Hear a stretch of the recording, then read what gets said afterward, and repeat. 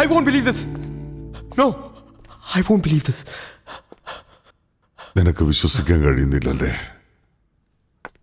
നീ ഒരിക്കൽ സ്നേഹിച്ച നിന്റെ നിമ്മി ഇന്ന് നിനക്കൊരു ഓർമ്മ മാത്ര. എന്നാ ആ ഓർമ്മയാ എന്നെ ഇത്രയും കാലം ജീവിപ്പിച്ചത്. സ്വന്തം മകള് റേപ്പ് ചെയ്യപ്പെടുന്നത് വിറ്റ്നസ് ചെയ്യേണ്ടി വന്ന ബ്ലഡി ഹെൽപ്ലെസ് ഫാദറാണോ ഞാൻ? അവളുടെ ഫാദർ.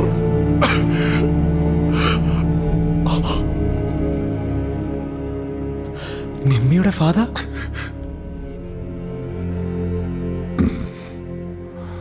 അന്ന് നിമ്മിയുടെ ഫോണിന്റെ മറുതലക്കില് ഞാനായിരുന്നു.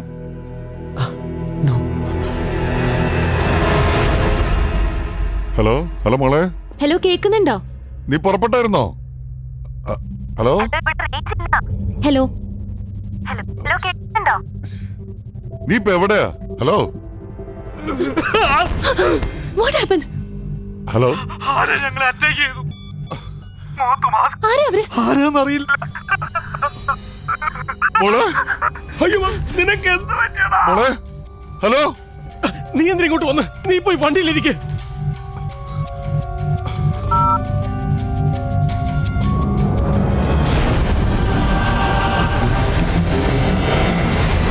എന്താ അവിടെ?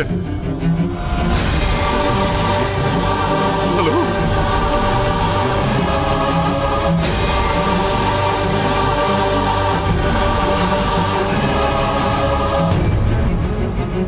മോളെ.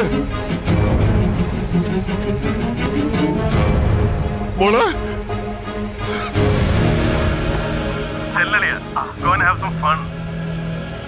ഈ മാസ്ക് കൊണ്ടുപോയിക്കോ.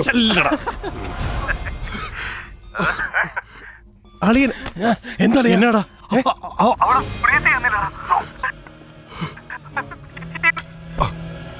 ഇത് കേരള ബോർഡറാ. ഇവിടുന്ന് 100 മീറ്റർ കടുവയും ഇറങ്ങുന്ന കാട്. ഇവളുടെ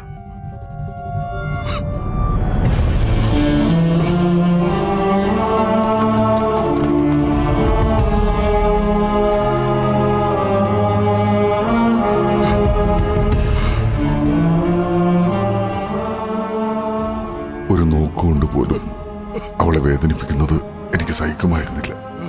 എന്നിട്ടും ശബ്ദം കൊണ്ട് കയ്യെത്തും ദൂരത്ത് അവൾ കരയുമ്പോൾ ഒരു കേൾവിക്കാരനാകാനേ എനിക്ക് കഴിഞ്ഞുള്ളൂ.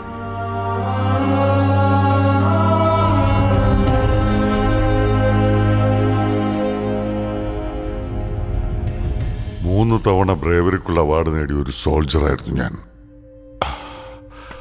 അരയിൽ ഗണ്ണും തിരികെ നാട് കാക്കുന്ന മേജർ ഗൗരിദാസിന് പക്ഷെ സ്വന്തം മകളെ രക്ഷിക്കാനായില്ല. അവളുടെ അമ്മ മരിച്ചതിന് ശേഷം കുഞ്ഞുനാൾ മുതൽ അവളുടെ ബെസ്റ്റ് ഫ്രണ്ട് ഞാനായിരുന്നു. ആൽബിയെ പരിചയപ്പെടും വരെ എന്നേക്കാൾ ഇഷ്ടമായിരുന്നടോ അവൾക്ക് തന്നെ. കാട്ടിലെ ചെന്നായ്ക്കൾക്ക് എൻ്റെ മകളെ മിച്ചം വെച്ചിട്ട് പോയതിൻ്റെ സുഹൃത്തുക്കളെ ദൈവം ചതിക്കുകയായിരുന്നു. ஐயோ பாருடி, யாரோ கிடக்குறது. ஐயோ, உயிர் இருக்குது. ഈ കുട്ടിയുടെ റിലേറ്റീവ്സ് ആരെങ്കിലും വന്നിട്ടുണ്ടോ? விறகெடுக்க போற பொம்பளைங்க தான் இந்த பொண்ணை இங்க கொண்டு வந்தாங்க. கூட ஒரு செல்போனும் கொடுத்தாங்க. அதுல இருந்து கிடைச்ச நம்பரை தான் ஃபோன் பண்ணோம். பொண்ணோட அப்பா தான் ஃபோன் எடுத்தாங்க. விவரம் ஒன்றும் சொல்லல. எவ்வளவு சீக்கிரம் வர முடியுமோ வர சொன்னோம். டாக்டர், பொண்ணோட அப்பா வந்திருக்கு. മകളെ ഇവിടെ എത്തിക്കുമ്പോൾ കണ്ടീഷൻ കുറച്ച് മോശമായിരുന്നു. ഞാൻ പറയുന്നത് കേൾക്കാനുള്ള ധൈര്യം നിങ്ങൾക്കുണ്ടാവണം. എൻ്റെ മകൾക്ക് ഇപ്പോൾ ജീവനുണ്ടോയെന്ന് മാത്രം അറിഞ്ഞാൽ മതി.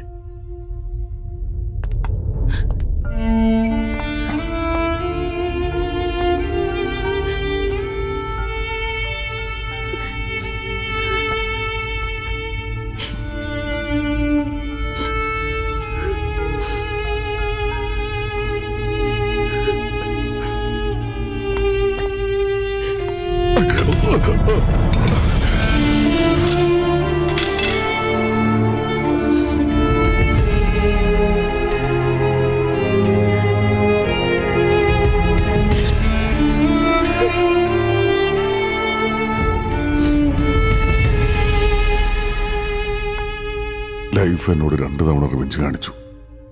ഒരിക്കൽ യുദ്ധത്തില് മൈനിന്റെ രൂപത്തിൽ വന്ന് എന്നെ ഒരൊറ്റക്കാരനാക്കിക്കൊണ്ട്, പിന്നീട് നിന്റെ ഫ്രണ്ട്സിലൂടെ എന്റെ മകളെ. ഇതൊക്കെ ഒരിക്കലെങ്കിലും എന്നെ അറിയിക്കാമായിരുന്നില്ലേ? ശടിച്ചത് ഞാനായിരുന്നു. എന്റെ മകൾക്ക് സംഭവിച്ചത് പുറം ലോകം അറിയരുതെന്ന് ഞാൻ തീരുമാനിച്ചു. പോകാവുന്നിടത്തോളം ദൂരം ഞാൻ അവളെ കൊണ്ടുപോയി. എത്ര ദൂരം താണ്ടിയാലും, എത്ര നേരം കൺമുന്നിൽ നിന്ന് മാഞ്ഞാലും എന്റെ നിമ്മി ഇനി ഒരിക്കലും പഴയ നിമ്മിക്കുട്ടി അവരെന്ന് ഞാൻ തിരിച്ചറിഞ്ഞു.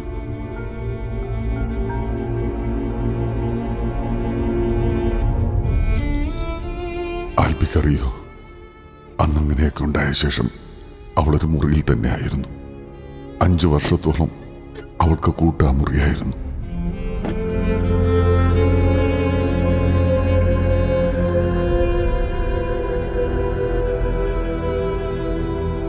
പക്ഷേ ഒരു ദിവസം അവൾ ആ മുറി വിട്ട് പുറത്തേക്ക് വന്നു.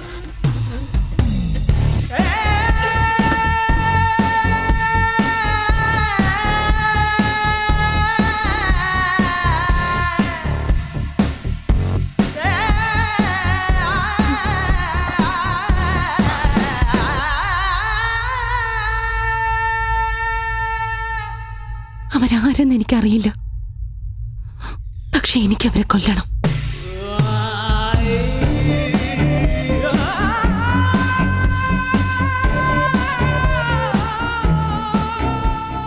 പിന്നീട് അവളുടെ ആ വാക്കുകളായിരുന്നു എൻ്റെ ലക്ഷ്യം. എൻ്റെ അന്വേഷണം തുടങ്ങിയത് അവളുടെ കോളേജിൽ നിന്നായിരുന്നു. കോളേജിൽ നിമ്മി ചെലവിട്ട ഓരോ നിമിഷവും ഓരോ ദിവസം പോലെ ഞാൻ പഠിച്ചു. അവൾക്കൊപ്പം കളിച്ചിരിച്ച മുഖങ്ങൾക്കൊപ്പം ഞാൻ ഒരുപാട് സഞ്ചരിച്ചു.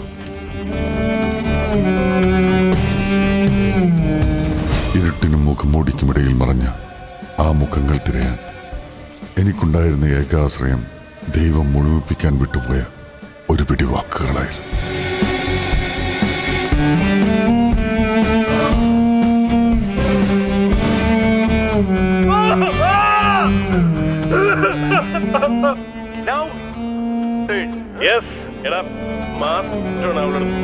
ഇടയ്ക്കെങ്ങനെ അവൾക്ക് വന്ന അവള് മാസ്ക് ചെയ്തു.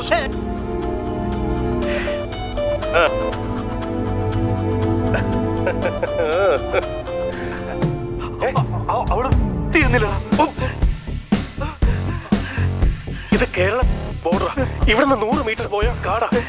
ഇവളുടെ നമ്മൾ ഇന്നലെ ഇന്നും അങ്ങനെയാണോ ഈ കളി? കോളേജിലെ താറയ്ക്ക് പറ്റിയത്.